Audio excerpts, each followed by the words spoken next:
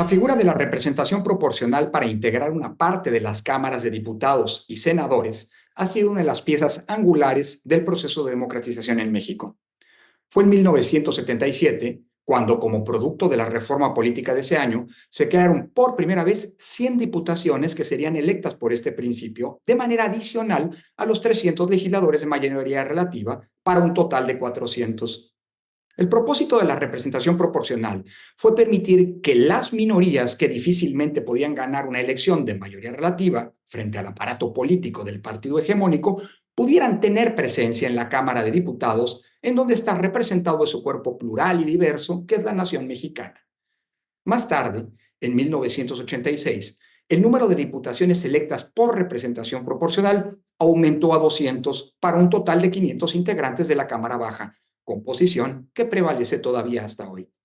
También la necesidad de permitir que al creciente pluralismo político llegara al Senado provocó que en 1996 se estableciera que la cuarta parte de sus 128 integrantes, es decir, 32 senadurías, serían elegidas por representación proporcional a partir de listas nacionales que los partidos políticos tendrían que presentar. Así, hoy la Cámara Alta se integra por 3 senadores elegidos por cada entidad federativa, 2 para el partido que más votos tenga en cada estado y 1 para la primera minoría, y por esos 32 legisladores que se asignan proporcionalmente. De este modo, cada vez que votamos en las elecciones de diputados o senadores, como ocurrirá este año, nuestro voto sirve para decidir cuál de los candidatos gana el escaño correspondiente a nuestro distrito, en el caso de las diputaciones, o a nuestro estado, en el caso de las senadurías, al tener más votos que cada uno del resto de las candidaturas. Pero también para definir el porcentaje de votos que tuvo cada partido político, y a partir de ese porcentaje, otorgarle el número de diputaciones o senadurías de representación proporcional que les corresponda.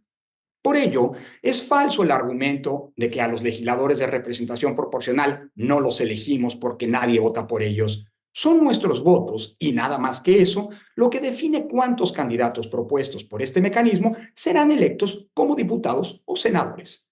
Pero además, la representación proporcional rescata aquellos votos que, habiendo sido emitidos por los candidatos de mayoría relativa que no obtuvieron el triunfo, los contabiliza para determinar la votación total que obtuvo cada partido y, a partir de ello, determinar cuántos legisladores de representación proporcional le corresponde a cada uno. Dicho de otro modo, si no tuviéramos representación proporcional, esos votos emitidos en favor de los candidatos que no ganaron una elección de mayoría se tirarían a la basura, no contarían para nada, con lo que habría algunos sufragios que sí valen y otros que no, rompiendo el ideal democrático de que todos los votos deben tener el mismo peso y contar para la integración de la representación política de una sociedad. Si no tuviéramos representación proporcional, solo él o los partidos mayoritarios, es decir, los que tienen por sí solos la capacidad de ganar en alguno de los 300 distritos electorales o en alguna entidad federativa, tendrían diputados o senadores. La representación proporcional, además, sirve para evitar la sobre- y subrepresentación que conllevan las elecciones de mayoría relativa. En efecto, si no tuviéramos las 200 diputaciones de representación proporcional, por ejemplo, como hoy lo plantea, por cierto, con su regresivo y autoritario plan de reforma constitucional, el presidente López Obrador, de las 300 diputaciones que quedarían, y de acuerdo con los resultados de las elecciones de 2021, la coalición gobernante, Morena, PT y Partido Verde, tendrían 186 diputaciones, es decir, el 62% de la Cámara, habiendo obtenido solamente el 42% de los votos. Hoy tenemos que valorar a la representación proporcional, a pesar de las descalificaciones que en su contra se han hecho en las últimas 2 décadas por los partidos gobernantes. No es casual que cuando nos gobernó el PAN, con Fox y Calderón, se emprendió desde el poder una cruzada de descalificación que buscaba desaparecer o reducir esa figura. Cuando nos gobernó de nuevo el PRI con Peña Nieto, también ese partido planteó su desaparición. Y ahora que nos gobierna Morena, se insiste con esa propuesta. Y es que el partido en el gobierno, sea el que sea, sueña con tener el poder absoluto, y una manera de conseguirlo es tratando de obtener una mayoría, no importa que sea artificial, en el Congreso.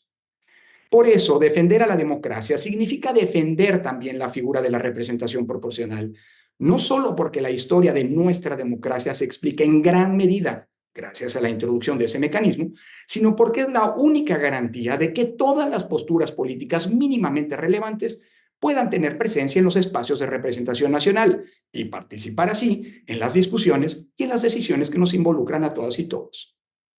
Defender a la representación proporcional significa defender el derecho a que todos seamos escuchados y que tengamos presencia en la casa común que es nuestra nación, que es de todas y todos, y no solo que la tenga la mayoría del momento. Defender a la democracia, así, significa rechazar esas propuestas que solo buscan regresarnos al México autoritario que con mucho esfuerzo logramos dejar atrás.